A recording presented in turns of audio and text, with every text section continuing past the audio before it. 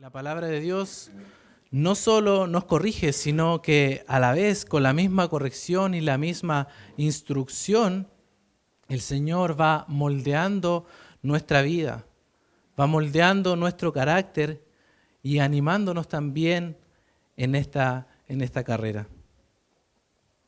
Y muchas veces lo hace ayudándonos a mirar hacia nuestra futura condición. Y eso es una de las cosas que, por ejemplo, la carta a los tesalonicenses enfatiza, que es la venida de nuestro Señor Jesucristo, el cumplimiento de esa promesa de estar para siempre con el Señor. De ese privilegio que tendremos como iglesia de reunirnos con nuestro Señor Jesucristo en un evento único y especial que se va a dar en un futuro cercano. Por favor, hermanos, vayan conmigo a los tesalonicenses, capítulo 3, versículos 11 al 13. Primera a los tesalonicenses, capítulo 3, versículos 11 al 13. El mensaje esta mañana estará basado allí en ese pasaje. Dice así la palabra del Señor. Mas el mismo Dios y Padre nuestro y nuestro Señor Jesucristo dirija nuestro camino a vosotros, y el Señor os haga crecer y abundar en amor unos para con otros y para con todos, como también lo hacemos nosotros para con vosotros, para que sean afirmados vuestros corazones, irreprensibles en santidad delante de Dios nuestro Padre, en la venida de nuestro Señor Jesucristo con todos sus santos. Vamos a orar un momento. Padre Celestial, Señor, tú eres fuerte. Tú eres poderoso, Señor. Y nosotros somos débiles.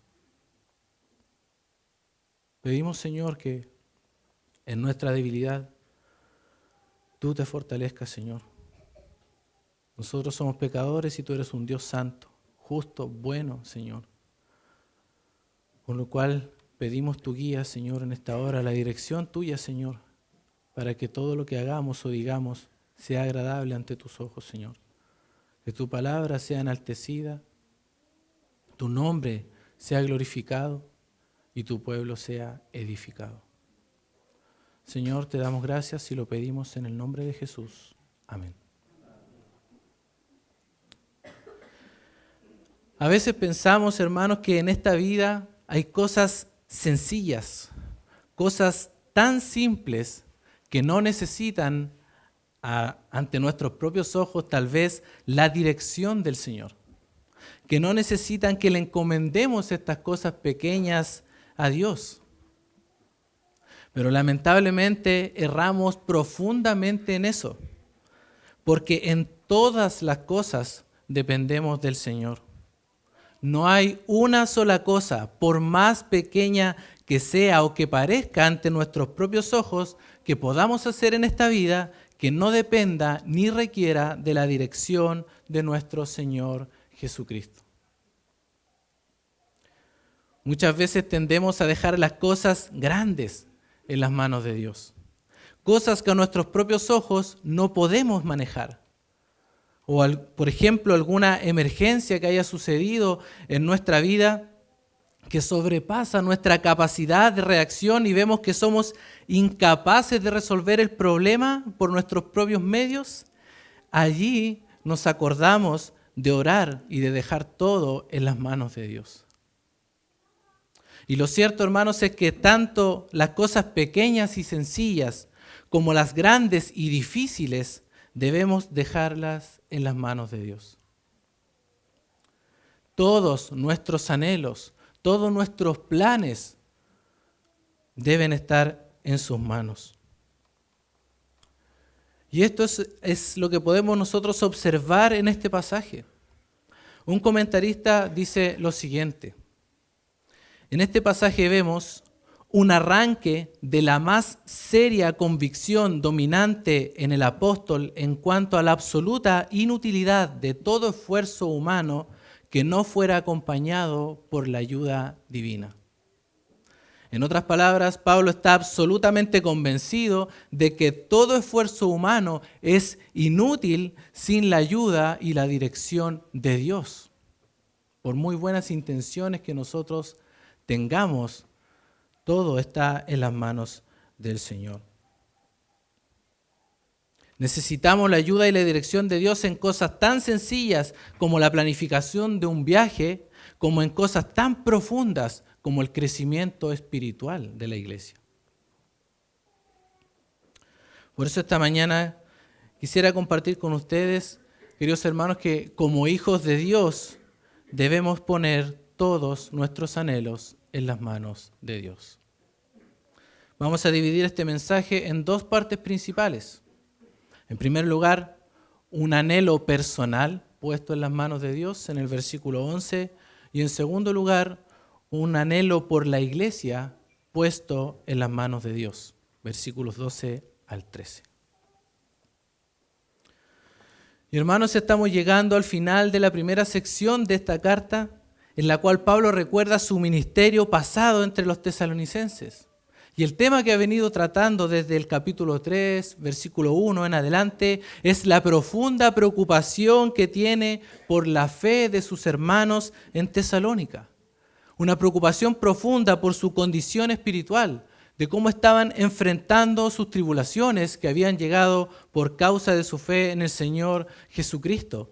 Pablo sabía que no solo enfrentaban las presiones del mundo pagano en el cual ellos vivían, sino que además las tentaciones de Satanás en medio de esas tribulaciones, intentando desviarlos de la fe, intentando introducir en sus pensamientos que la manera más rápida y fácil de escapar de las aflicciones y el sufrimiento era negando su fe en el Señor.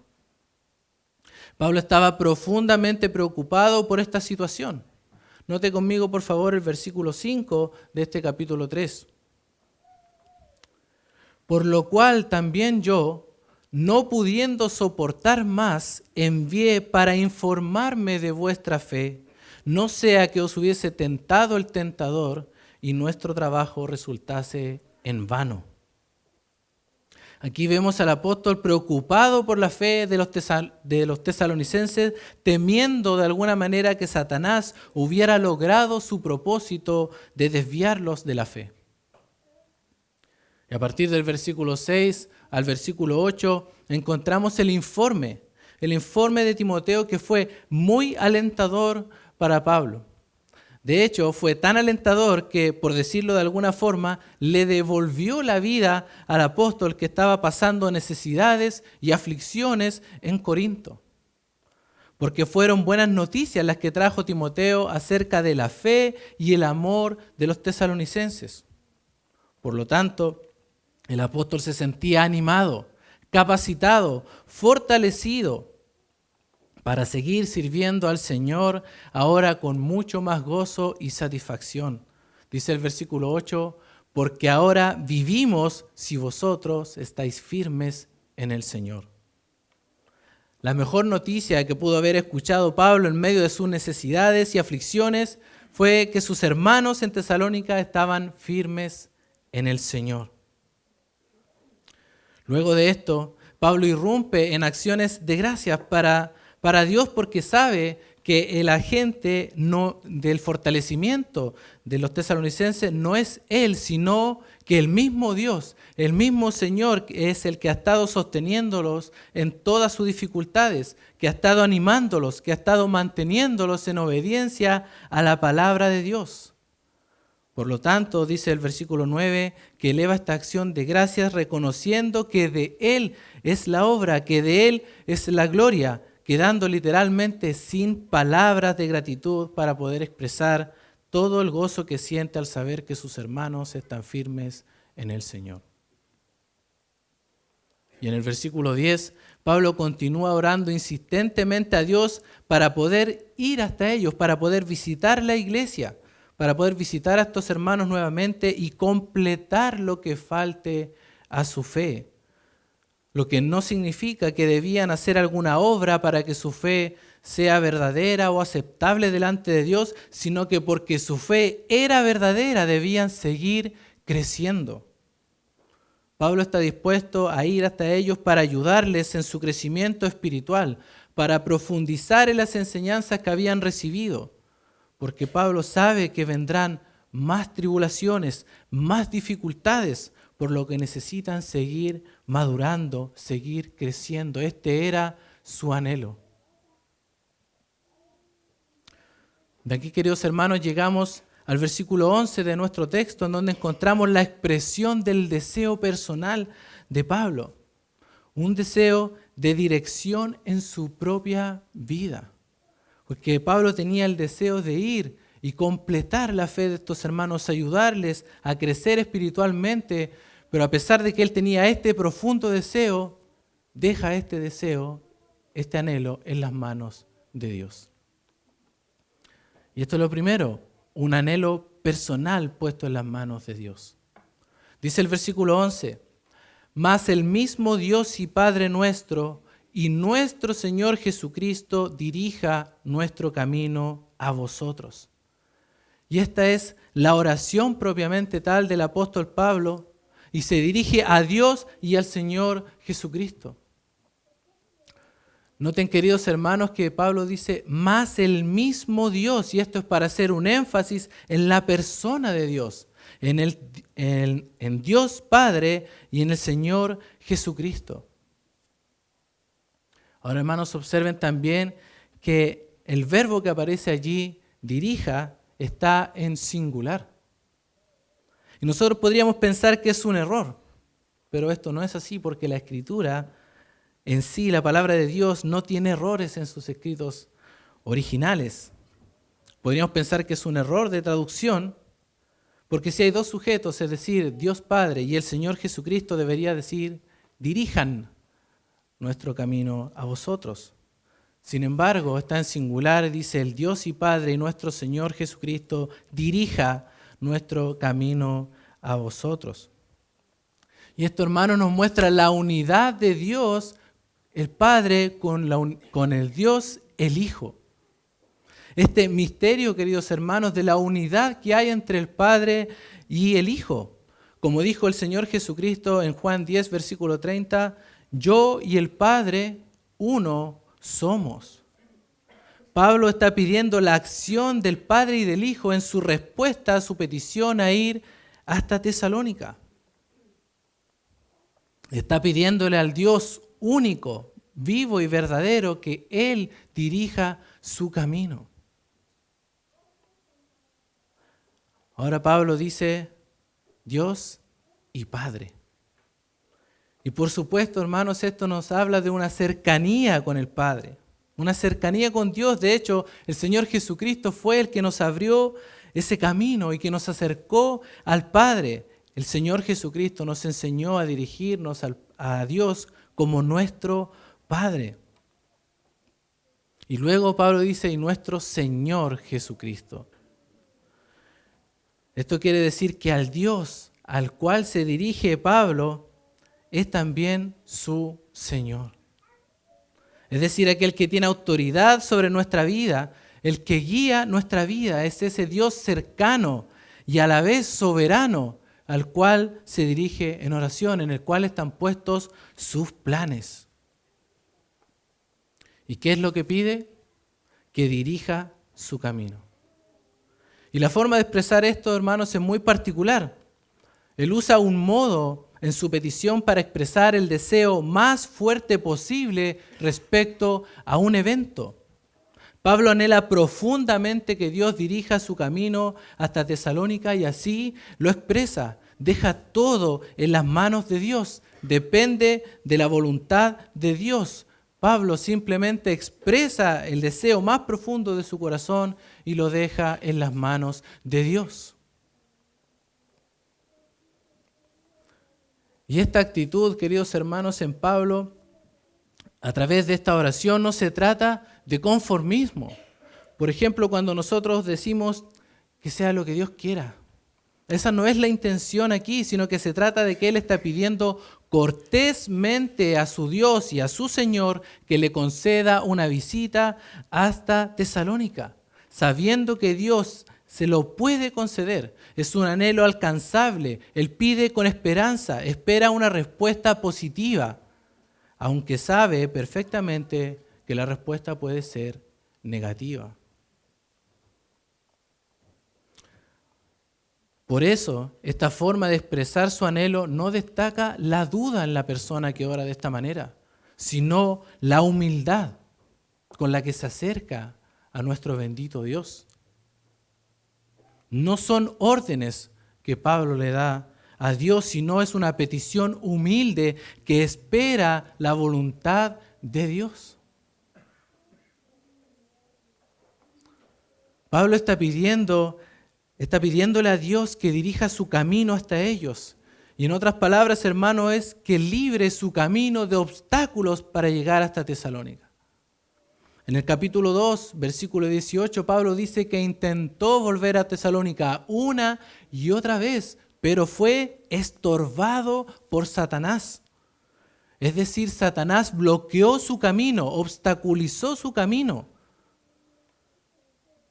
Pero Pablo sabe que Dios es el único que puede sacar el bloqueo de Satanás. Es como si Pablo le estuviera rogando a Dios: Padre, Dios del cielo y de la tierra, y mi Señor Jesús, quita por favor el bloqueo de Satanás. Endereza nuestros pasos hasta Tesalónica. ¿Notan, hermanos, la forma de dirigirse a Dios?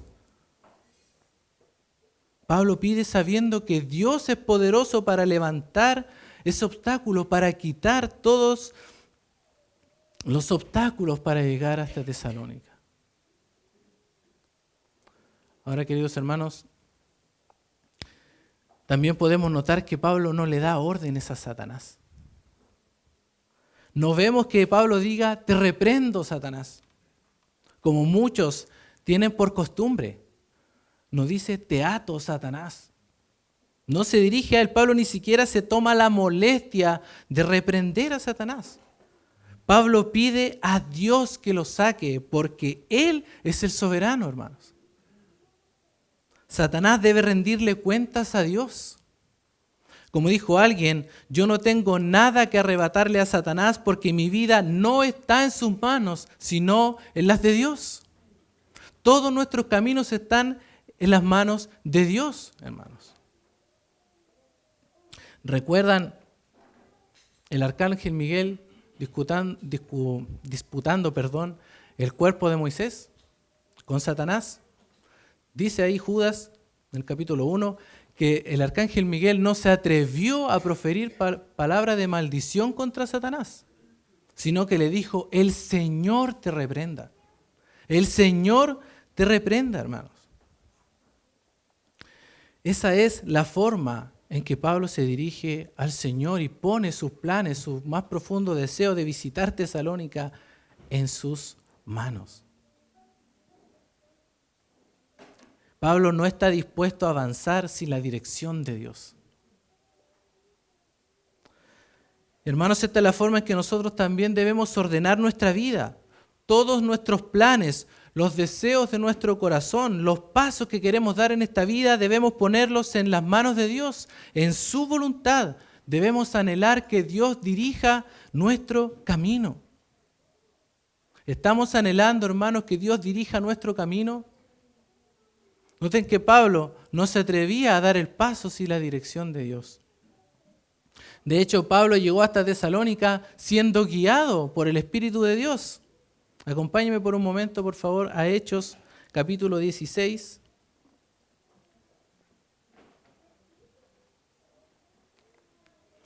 Hechos, capítulo 16, versículo 6 en adelante. Y atravesando Frigia y la provincia de Galacia, les fue prohibido por el Espíritu Santo, ahí tenemos a nuestro Dios, el Espíritu Santo, hablar la palabra en Asia. ¿Lo notan? Ellos querían ir a predicar y el Espíritu les dijo no. Versículo 7, y cuando llegaron a Misia, intentaron ir a Bitinia, pero el Espíritu no se los permitió.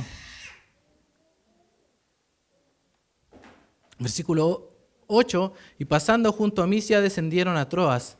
y se le mostró a Pablo una visión de noche. Un varón macedonio estaba en pie rogándole y diciendo, pasa a Macedonia y ayúdanos. Y ahora nota el versículo 10. Cuando vio la visión, enseguida procuramos partir para Macedonia, dando por cierto que Dios nos llamaba para que anunciásemos el Evangelio. Dios guió sus pasos hasta Tesalónica. Así nosotros debemos anhelar que Dios dirija también nuestra vida, hermanos. Tal vez usted, querido hermano, está pensando en servir al Señor. Ponga ese anhelo en las manos de Dios. Tal vez usted, hermano, está planificando un viaje con su familia, algo tan sencillo como eso. Póngalo en las manos de Dios. Tal vez usted está pensando en cambiar de trabajo, cambiar de ciudad. Pida la dirección del Señor. Hermanos, muchas veces nosotros creemos que tenemos todas las respuestas en nosotros. No consideramos a Dios en cosas tan sencillas como decía al principio, como planificar un viaje. Pero lo cierto es que todas las cosas debemos nosotros ponerlas en las manos de Dios porque Él sabe lo que es mejor para nosotros. Los planes del Señor son mucho mejores que los nuestros y a veces el Señor va a decir no a nuestros planes. Y eso es mucho mejor. Hermano, ¿no es verdad que muchas veces avanzamos en nuestra vida sin considerar la dirección del Señor? Y después pedimos que Dios bendiga lo que estamos haciendo. Claramente, hermanos, esto debe ser al revés. Debemos buscar la dirección de Dios primero, no dando órdenes, ni con una actitud tampoco conformista, sino que pidiendo en realidad y esperando realmente en la buena y perfecta voluntad de Dios.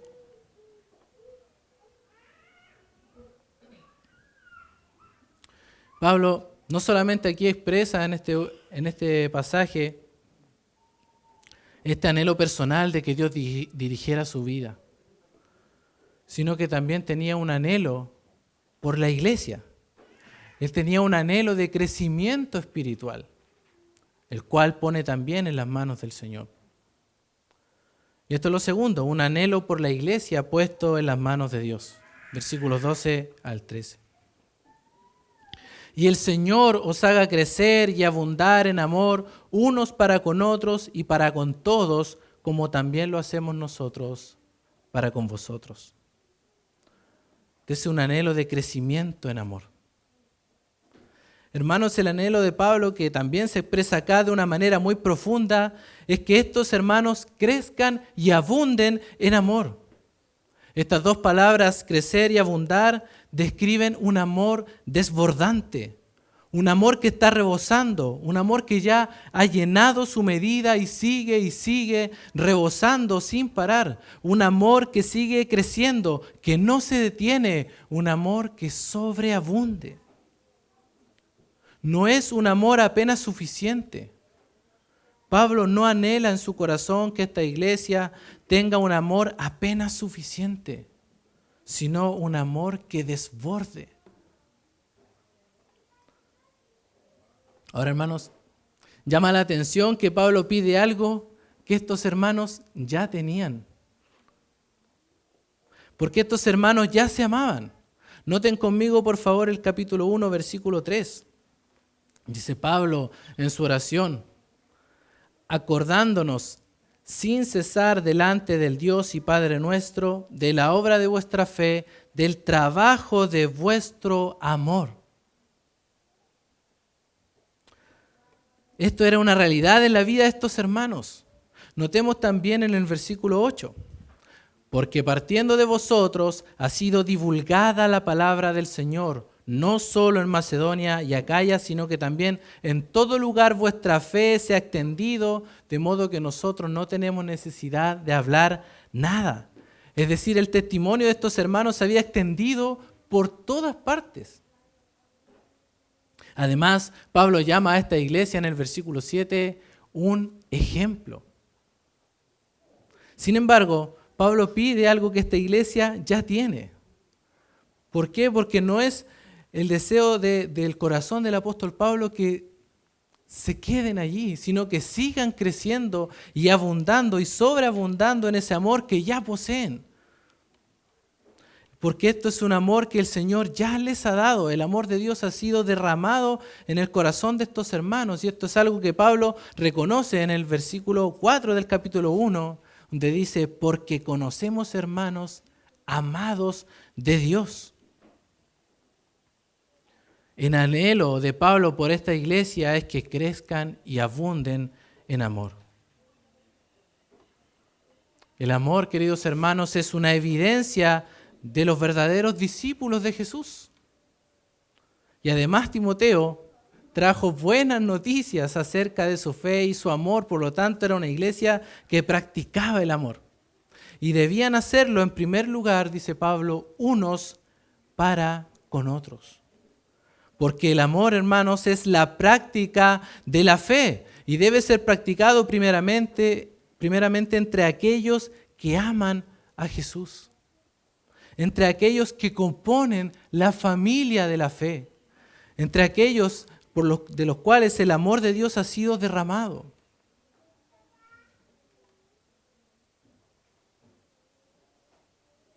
Y hermanos, este amor no solo se trata de pasar un buen tiempo juntos.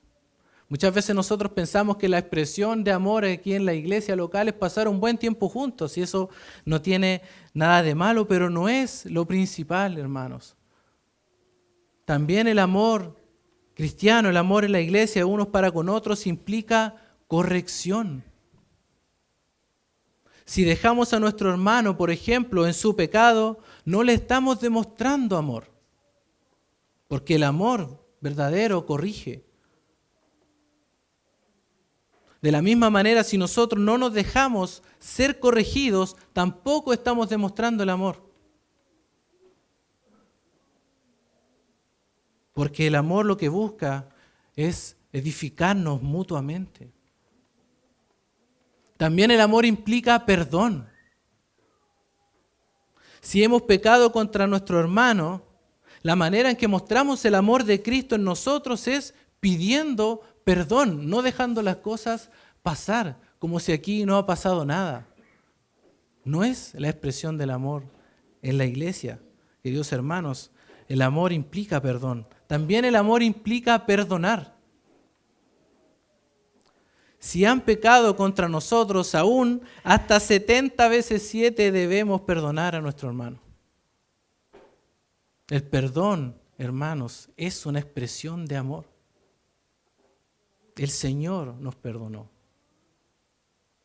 Y a un costo muy alto, como cantábamos delante.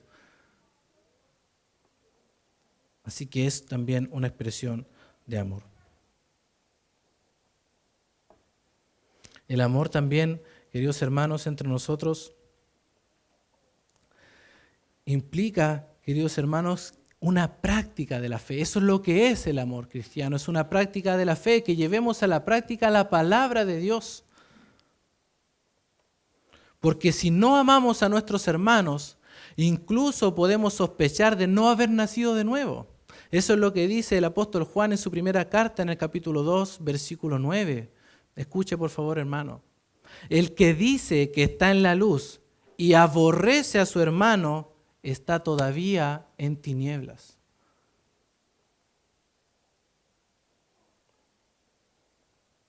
Por eso, queridos hermanos, el amor es tan importante en la iglesia. También este amor debe ser unos para con todos, dice, que el Señor los haga crecer en amor unos para con todos. Pablo anhela que el Señor haga crecer en amor a estos hermanos que amen a todos. Y no con el amor del mundo, por supuesto, sino con el amor de Dios. Ese amor que anhela salvar, ese amor que se entrega, ese amor de Dios es el que tiene que seguir creciendo y abundando en la iglesia. Ese amor que anhela alcanzar a los que se están perdiendo con el mensaje del Evangelio para que se arrepientan de sus pecados y pongan su confianza en el Señor. Ya hemos leído en el capítulo 1, versículo 8, que estos hermanos divulgaron la palabra del Señor por todo lugar. Y esa es una muestra de amor. Pero Pablo anhela que hagan más todavía, hermanos. Más todavía. El Señor Jesucristo enseñó en Mateo capítulo 5, versículo 44, que el amor también hacia los enemigos que incluye aquí debe ser práctico. Dice el versículo 44, pero yo os digo, amad a vuestros enemigos. ¿Cómo lo hacemos? Bendecid a los que os maldicen, haced bien a los que os aborrecen y orad por los que os ultrajan y los persiguen. Bendecid, haced bien, orad. Es la forma en que debemos nosotros amar a los de fuera, por decirlo de esta manera. Así lo hacemos nosotros, dice Pablo al final del versículo 12, note conmigo de nuestro pasaje, como también lo hacemos nosotros para con vosotros. Pablo modeló ese amor impulsado por el amor de Cristo en él. En el capítulo 2, versículo 2 de esta carta, dice Pablo, pues habiendo antes padecido y sido ultrajados en Filipos, como sabéis, tuvimos denuedo en nuestro Dios para anunciaros el Evangelio de Dios en medio de gran oposición. Pablo arriesgó su vida para predicarles el Evangelio a estas personas en Tesalónica que se estaban perdiendo. ¿Por qué lo hizo? Por amor a Cristo y por amor a quienes se están perdiendo. Como dijo alguien, el amor es necesario para soportar las aflicciones y proclamar el Evangelio a los perdidos. Por eso necesitamos crecer y abundar en amor. Nunca debemos cansarnos, hermanos, de amar. Nunca debemos cansarnos de amarnos entre nosotros. No debemos cansarnos de amar a los incrédulos. No debemos cansarnos de predicar el Evangelio, sino que debemos crecer y que nuestro amor sobreabunde, hermanos. Ninguna iglesia, ninguna persona puede jactarse de haber amado lo suficiente. Es necesario sobreabundar. Esto es lo que Pablo desea para la iglesia. Ahora, queridos hermanos, ¿qué es lo que nosotros anhelamos para la iglesia? Para nuestra iglesia. Tal vez deseamos que nuestra iglesia crezca en número, que haya más personas. Tal vez anhelamos que nuestra iglesia sea próspera económicamente, o que tengamos un lugar de reunión más grande, o tal vez estamos mirando a aquellas iglesias y queremos ser como ellas. El apóstol Pablo no está deseando nada de eso, hermanos. El apóstol Pablo desea aquí que el amor de la iglesia, el amor unos con otros, el amor para con todos sobreabunde, hermanos. ¿Por qué? Porque esta es la forma en que la iglesia evidencia el carácter de Cristo y da a conocer a Cristo a los de afuera. El Señor Jesucristo dijo, en esto conocerán todos que sois mis discípulos, en que tengáis amor los unos con los otros. El amor es muy importante, hermanos. El amor nunca deja de ser. Dice Pablo en 1 Corintios capítulo 13, versículo 13, y ahora permanecen la fe, la esperanza y el amor, estos tres, pero el mayor de ellos es el amor. Porque la fe y la esperanza tienen su propósito aquí en la tierra, pero en el cielo será la expresión perfecta del amor hacia Dios. Y hermanos, Dios es amor. Y su amor permanece para siempre. Ahora usted se podría preguntar, ¿cómo crecemos en ese amor? ¿No es verdad? El apóstol Pablo dice, y el Señor os haga crecer. Es decir, es algo que el Señor va a hacer, hermanos. Por eso Pablo pone este anhelo en las manos de Dios, porque todo esfuerzo humano es inútil sin la ayuda de Dios. Sin el poder de Dios en nuestras propias fuerzas es vano. Pero ¿cómo lo hace el Señor? El Señor nos va a hacer abundar en amor en la medida en que nosotros contemplemos su amor. En la medida en que nosotros crezcamos en el conocimiento de Él y en las implicancias de la cruz, a través de su palabra, contemplemos cómo Él nos amó a nosotros. Y cuando nosotros comprendamos y amemos más la forma, la obra de Dios, nuestro amor va a ir creciendo. Dice Juan 3:16, porque de tal manera amó Dios al mundo. Dios amó al mundo de una manera suprema, alta. Hermanos, y dice que ha dado a su Hijo unigénito, es decir, dio lo más valioso para Él. Así nos amó el Padre. Nos amó, que dio lo más valioso que Él tenía, lo más precioso. No existe algo más precioso que el Hijo de Dios. Y Él dio a su Hijo. De esa forma nos amó el Padre. Y el Señor Jesucristo nos amó a tal punto que dio su vida por nosotros. ¿Qué damos nosotros por Jesús? Él se dio a sí mismo, y no estando nosotros precisamente en amistad con Él, sino cuando éramos sus enemigos, cuando le dábamos la espalda al Señor, cuando no queríamos nada con Él. Aún así, Él nos amó cuando nosotros éramos pecadores. El Señor dio toda su vida por nosotros, hasta la última gota de su preciosa sangre, para salvarnos, para darnos nueva vida, para bendecirnos con toda bendición espiritual. Y eso debe motivarnos a imitar su amor. El Señor nos va a hacer crecer en amor unos para con otros y para con todos en la medida en que comprendamos su amor por nosotros. Es la única manera, hermanos. Como dice Pablo en 2 Corintios capítulo 5, versículos 14 y 15, que leo para ustedes. Porque el amor de Cristo nos constriñe, nos impulsa, pensando esto, que si uno murió por todos, luego todos murieron, y por todos murió, para que los que viven ya no vivan para sí, sino para aquel que murió y resucitó por ellos. Cuando vamos comprendiendo el amor de Dios por nosotros, vamos creciendo, vamos siendo transformados, como dice también Pablo a los Corintios en otro contexto. Por tanto, nosotros todos, mirando a cara descubierta como en un espejo la gloria del Señor, somos transformados de gloria en gloria por la misma imagen, como por el Espíritu del Señor. Somos transformados al contemplar su gloria.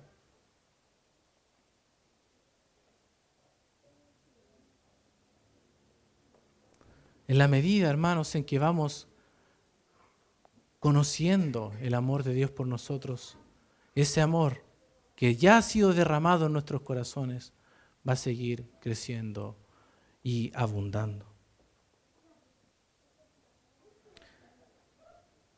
Y este deseo, este anhelo que tenía Pablo de que la iglesia en Tesalónica sobreabundara en amor, no es porque sí nada más. Tiene un propósito. Y el propósito lo encontramos en el versículo 13 de este pasaje, el propósito del anhelo puesto en las manos de Dios. Para que sean afirmados vuestros corazones, irreprensibles en santidad delante de Dios nuestro Padre, en la venida de nuestro Señor Jesucristo, con todos sus santos. El propósito de este amor desbordante es que afirme los corazones de la iglesia. Como dice un comentarista, un corazón afirmado por Dios trae como resultado una vida firme delante del mundo. Y una vida firme, queridos hermanos, es una vida en santidad. Y para vivir en santidad en este mundo necesitamos estar firmes en nuestros corazones. Y la manera en que nosotros podemos estar firmes en nuestros corazones es que el amor de Cristo sobreabunde en nosotros, que llene la medida, que rebose ese amor de Cristo. Eso va a llevarnos a vivir en santidad, delante de un mundo que se opone a Dios y a sus preceptos. Pablo anhela que ese amor sobreabundante afirme en los corazones de la iglesia para que sean irreprensibles en santidad delante de Dios. Y el corazón aquí, queridos hermanos, no solamente se refiere a la parte emocional de nosotros, sino que también se refiere a la mente y a la voluntad. Porque todo lo que el hombre expresa en el exterior procede del corazón. Por eso la conducta de estos hermanos va a depender de lo que hay en sus corazones. Hermanos, y es así también con nosotros. Lo que nosotros tenemos en nuestro corazón va a ser la forma en cómo nosotros vamos a vivir nuestra vida. ¿Qué es lo que hay en nuestro corazón, hermanos? ¿Cuáles son nuestros deseos, nuestros anhelos para nuestra vida, para la iglesia?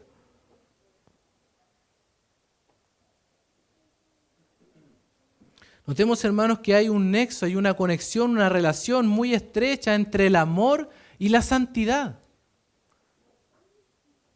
No van separados, no van por rieles diferentes, sino que corren juntas. Pablo anhela santidad total, hermanos. Dice irreprensibles en santidad, es decir, irreprochables, sin defecto. ¿Cómo puede ser eso, hermanos? A veces las Escrituras nos piden que seamos aquello que seremos en el futuro. Aquello que nosotros no podemos ser completamente ahora, pero que sabemos que seremos en el futuro.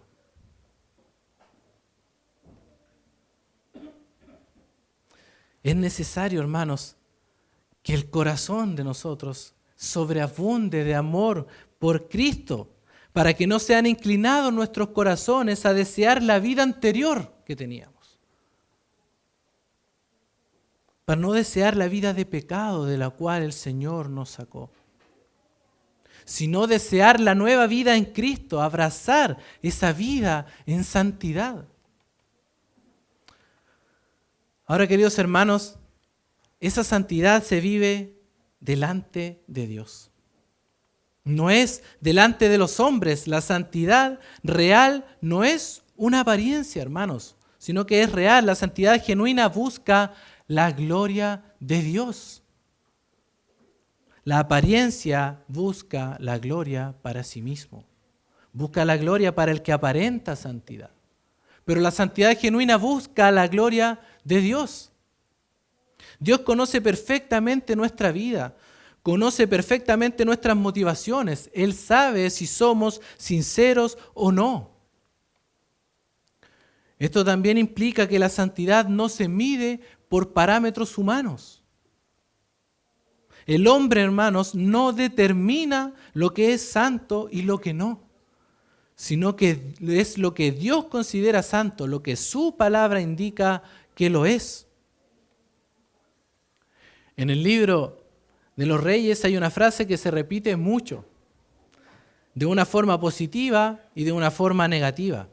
Y es la siguiente: e hizo lo bueno ante los ojos de Jehová, o hizo lo malo ante los ojos de Jehová. Es decir, lo bueno y lo malo se miden ante los ojos de Dios. Él es el que determina lo que es bueno y lo que es malo. Él es el estándar. Él determina lo que es santo. ¿Por qué? Porque Él es santo. Y dice en su palabra: sed santos porque yo soy santo. Ese es el estándar. Es la voluntad de Dios que seamos santos. Y aquí Pablo lleva nuevamente la atención de sus lectores hacia la venida de nuestro Señor Jesucristo. Porque esta santidad de la que habla Pablo aquí tiene directa relación con ese evento especial y único. Pablo lleva a sus lectores a contemplar nuestra preciosa esperanza de que nuestro Señor vendrá por nosotros y nuestro pecado, hermanos, será quitado para siempre. Y seremos santos. Eso es algo que Dios va a hacer. Porque más que una acción, aquí Pablo se está refiriendo a una condición, a nuestro estado final. Escuche lo que dice Pablo a los Efesios en el capítulo 5, versículo 25 al 27. Maridos, amad a vuestras mujeres, así como Cristo amó a la iglesia y se entregó a sí mismo por ella para santificarla. El Señor es el que nos apartó para sí, habiéndola purificado en el lavamiento del agua por la palabra. ¿Con qué propósito? A fin de presentársela a sí mismo una iglesia gloriosa, que no tuviese arruga ni cosa semejante, sino que fuese santa y sin mancha. El Señor es el que nos apartó para Él y el Señor cumplirá este propósito en nosotros. El que comenzó en vosotros la buena obra, la perfeccionará hasta el día de Jesucristo. Hermanos, por eso anhelamos la venida de nuestro Señor, porque seremos lo que Dios nos pide ser hoy, que no podemos ser completamente, pero lo seremos en su venida, hermanos. Esto nos da una esperanza tremenda. Nos alienta, hermanos, a poder vivir la vida que el Señor nos pide vivir en el día de hoy, porque seremos lo que el Señor se propuso que seamos. Santos, una iglesia santa, que lo adore, hermanos, sin tener relación con el pecado, que siempre nos estorba en nuestra relación con el Señor.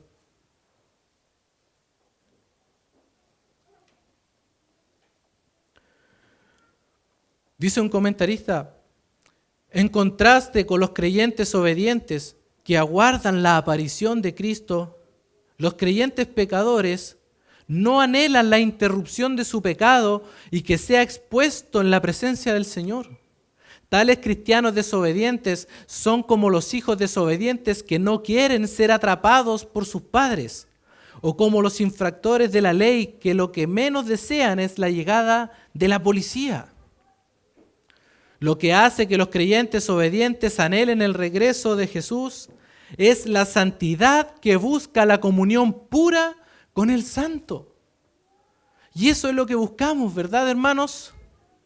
Anhelamos la comunión pura con nuestro Dios Santo, sin el estorbo del pecado. Porque el Señor nos hizo santos, nos apartó para Él, es que nosotros anhelamos el día en que podamos estar en completa santidad delante de nuestro Dios, 3 veces santo, como cantábamos delante.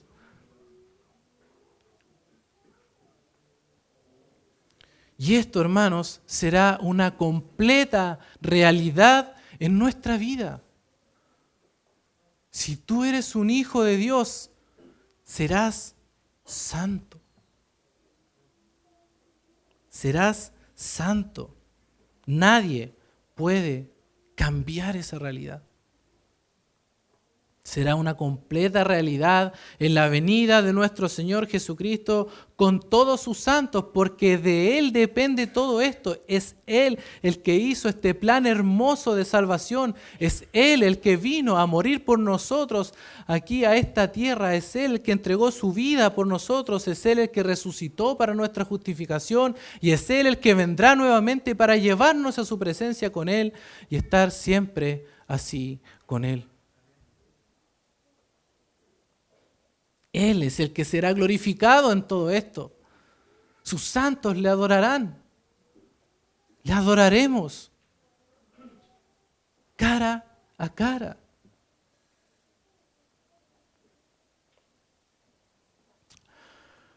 Ahora, queridos hermanos, la certeza de lo que seremos cuando el Señor venga debe impactar nuestro presente.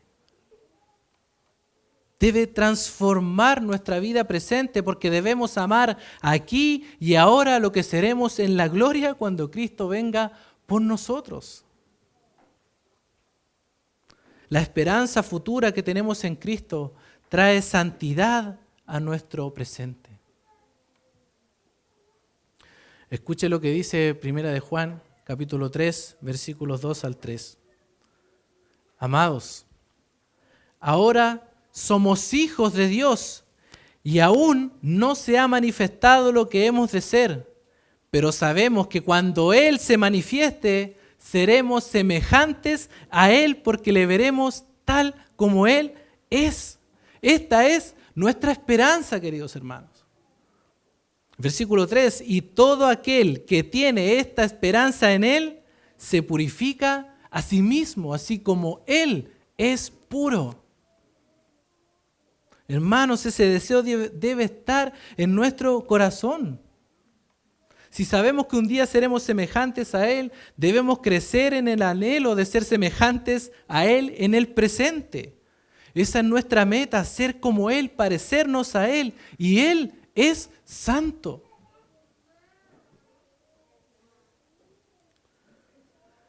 Alguien una vez hizo la siguiente pregunta. Si supieras que Cristo va a regresar mañana, ¿qué harías? Probablemente nuestra respuesta sería, leería más la Biblia, perdonaría a mi hermano, estaría orando, dejaría aquel pecado.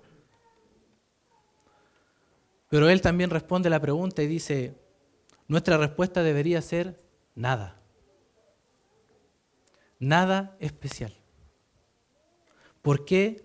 Porque nosotros debemos vivir esperando al Señor, debemos vivir anhelando su regreso y debemos vivir y mostrar ese anhelo viviendo en santidad, porque eso es lo que seremos cuando Él venga. Cambiar nuestra actitud por el hecho de saber que Jesús viene mañana, eso raya en la hipocresía.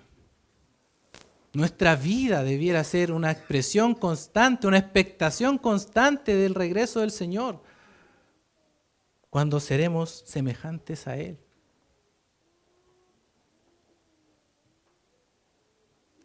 Debemos, hermanos, anhelar la santidad aquí porque seremos santos cuando Él venga. ¿Estamos nosotros anhelando esa santidad? ¿Estamos anhelando el regreso de Jesús? Si tú quieres saber, querido hermano, si lo estás anhelando el regreso del Señor, debemos examinar nuestra vida y ver cuánto amamos a los hermanos, cuánto amamos a los de afuera, cuánto anhelamos la santidad. Todo eso evidencia, queridos hermanos, que estamos esperando al Señor. Y hermanos, estos anhelos que hemos visto en el día de hoy son preciosos. Y los invito, hermanos, a que si ustedes no tienen estos anhelos en su vida, si no anhelan que el Señor dirija sus vidas, que cada paso lo den confiando en el Señor, habiendo puesto de antemano sus planes en sus manos. Si usted no está anhelando hoy que la iglesia crezca en amor y sobreabunde, lo invito a hacerlo. Ponga toda su vida en las manos del Señor. Porque el Señor sabe lo que es mejor para nosotros. Y dependemos absolutamente de Él en todas las cosas.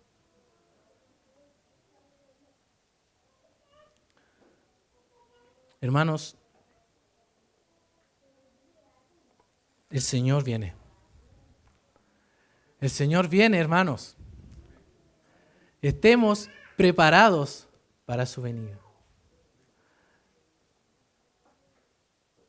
Más temprano que tarde, eso va a ocurrir. Que nuestra vida sea un reflejo de que anhelamos estar con nuestro Señor.